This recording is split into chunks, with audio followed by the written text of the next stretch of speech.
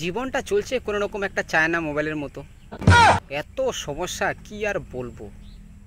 আর যখন তখন যায় এইটা যে খারাপ হয়ে যায় মোটকা, ওরে বাবা, তখন তো একদম সব কিছুই শেষ।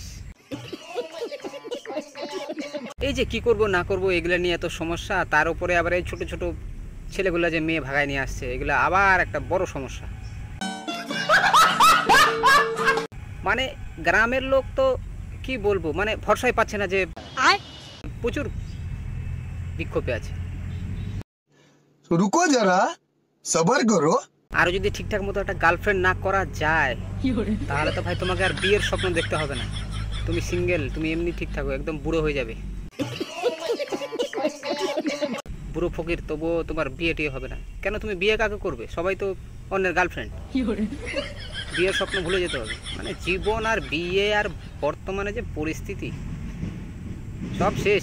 क्या क्या कहना कहना क्या चाह रहे हैं भाई आप? 17 বছর পড়াশোনা এইদিকে নষ্ট হলো, আর বাকিটা এইদিকে ঝেলছি। এগুলা কি যে হবে আমাদের।